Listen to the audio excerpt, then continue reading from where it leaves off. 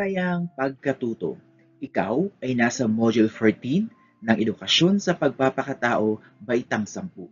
Sa module na ito ay ating pag-aaralan ang unang bahagi ng mga umiiral na paglabag sa pagsasabuhay ng pagmamahal sa bayan. Sa pagtatapos ng module na ito ay inaasahang iyong natutukoy ang mga paglabag sa pagmamahal sa bayan o patriotismo na umiiral sa lipunan. Samantala, narito naman ang mga tiyak na layunin sa araling ito. Una, natutukoy ang mga umiiral na paglabag sa pagsasabuhay ng pagmamahal sa bayan. Pangalawa, napagtanto sa sarili ang papel na dapat gampanan upang matuldukan ang mga umiiral na paglabag sa pagmamahal sa bayan. At ang huli, na isa-isa ang mga epekto ng mga paglabag sa pagmamahal sa bayan na umiiral sa lipunan. Bilang panimula, ay tayain muna natin ang iyong paunang kaalaman kaugnay sa araling ito. Panuto, basahin at unawain ang mga katanungan. Marakahan ng thumbs up ang patlang kung ang pangungusap o pahayag ay tama at thumbs down naman kung ito ay mali. Unang katanungan, ang pagkakaroon ng mapayapa at maunlad na lipunan ay tungkulin ng pamahalaan sa bawat mamamayan.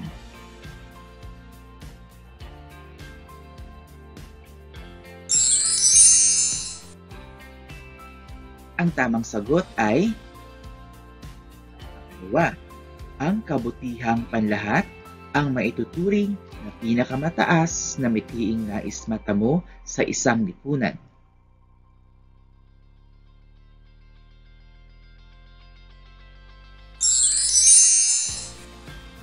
Ang tamang sagot ay ang korupsyon at pandaraya ay mga kilos ng paglabag na nagpapakita ng pagmamahal sa bayan.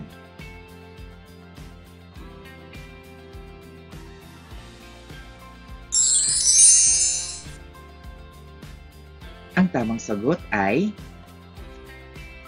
dapat tungkulin ng bawat mamamayan ang mahalin at paglingkuran ang kanyang bayan.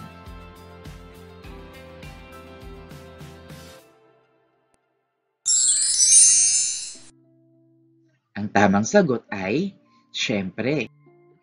Panglima at huling katanungan. Bahagi ng pagiging isang mabuting mamamayan ang aktibong pakikilahok sa mga gawaing nagsusulong ng kabutihang panlahat.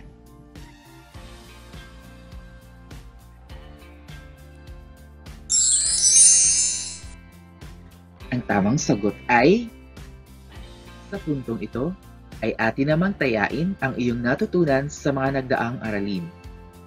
Ang gawaing ito ay pinamagatang hanap salita. Panuto, hanapin at markahan ang mga salitang may kaugnayan sa nakaraang aralin at isulat ito sa nakalaang espasyo.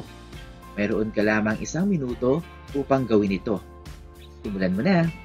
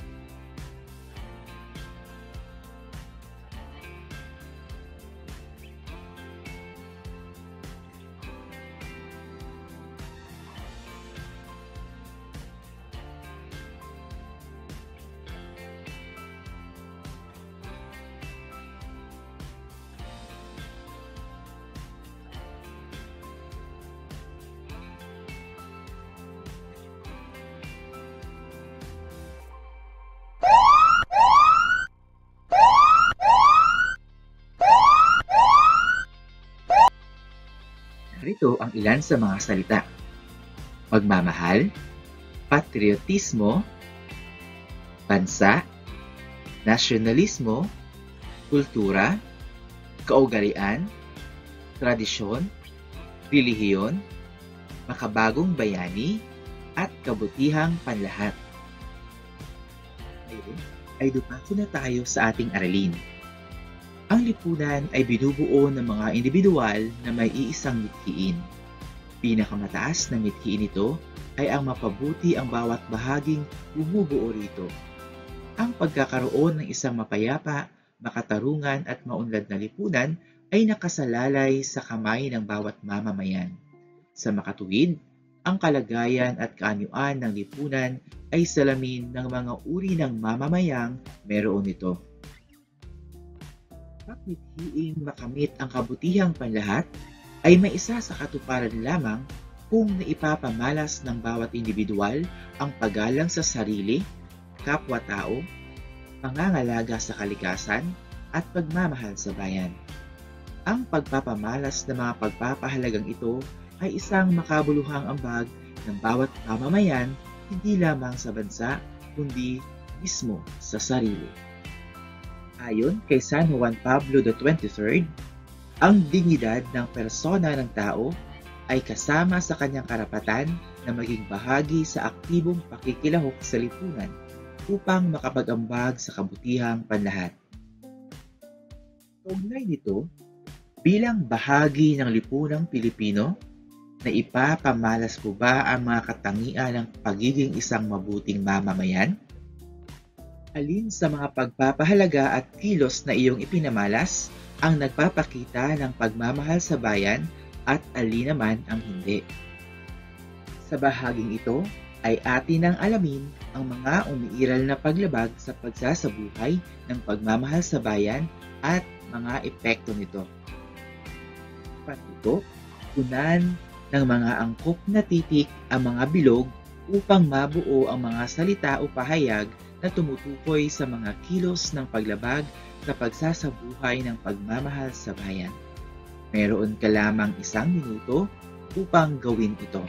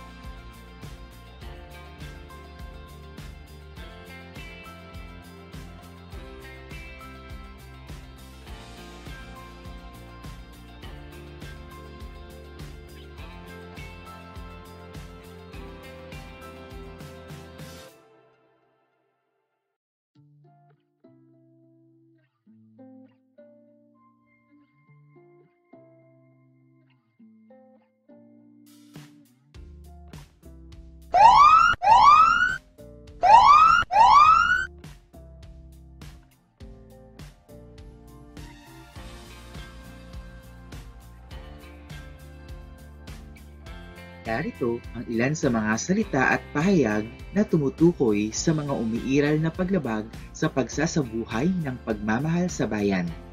Una, pandaraya, korupsyon, paglabag sa batas, colonial mentality, pagiging makasarili, pag-abuso sa kalikasan, di paggalang sa watawat, di pagpapahalaga sa kultura, di pagtangkilik sa produkto, at ang huli, paglabag sa karapatang pantao. Tama ba ang mga nabuo mong salita?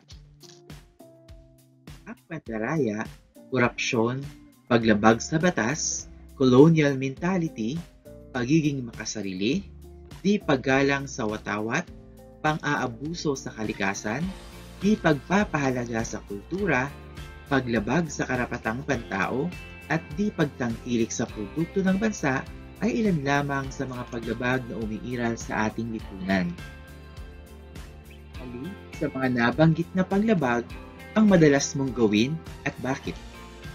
Isulat ang iyong kasagutan sa nakalaang espasyo.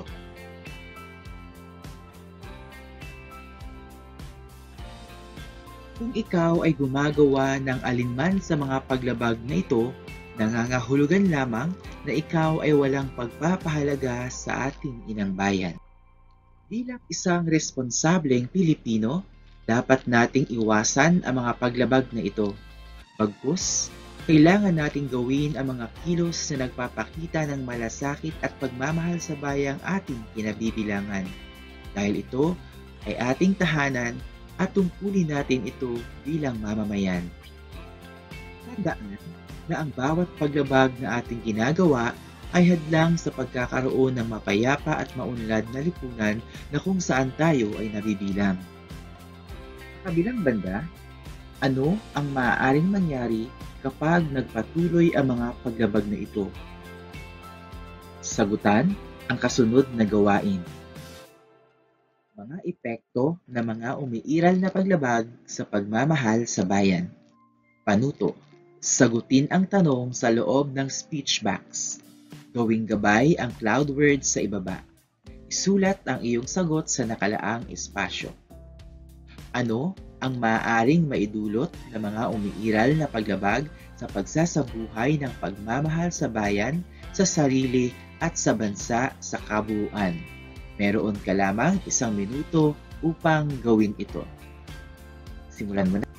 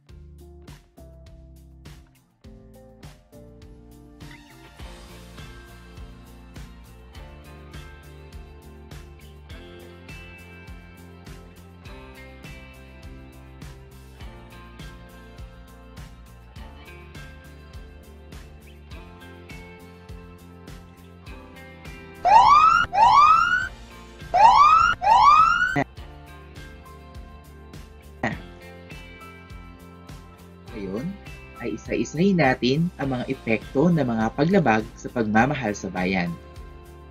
Ang unti-unting paglaho ng tunay na identidad nating mga Pilipino, kahirapan, karahasan, pagkalugi ng mga lokal na mamumuhunan, at pagkasira ng kalikasan ay ilan lamang sa mga masamang dulot ng mga umiiral na paglabag sa pagsasabuhay ng pagmamahal sa bayan.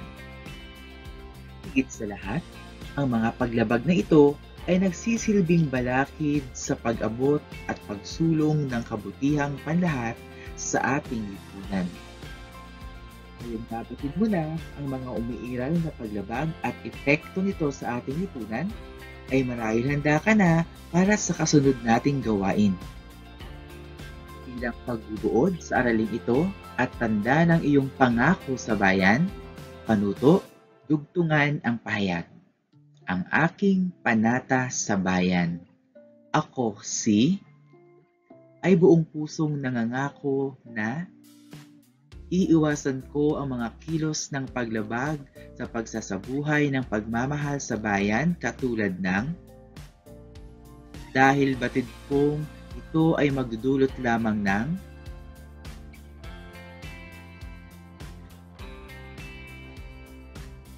patnubayan nawa ako ng puong may kapal. Upang bigyang buhay ang iyong natutunan sa module na ito, bilang mamamayan ng bansa, ano ang maaari mong gawin upang wakasan ang mga umiiral na paglabag sa pagsasabuhay ng pagmamahal sa bayan? Bilang pagwawakas sa araling ito, tandaan na ang siyang nagmamahal sa sarili ay dinadamitan at inaalagaan ng kanyang katawan. Kaya naman, ang nagmamahal sa kanyang bayan ay nagsusuot ng kanyang sariling pagkakakilanlan. Ipagmalaki natin sa mundo na tayo ay Pilipino. Mahalin natin at pangalagaan ang lahing ating pinagmulan.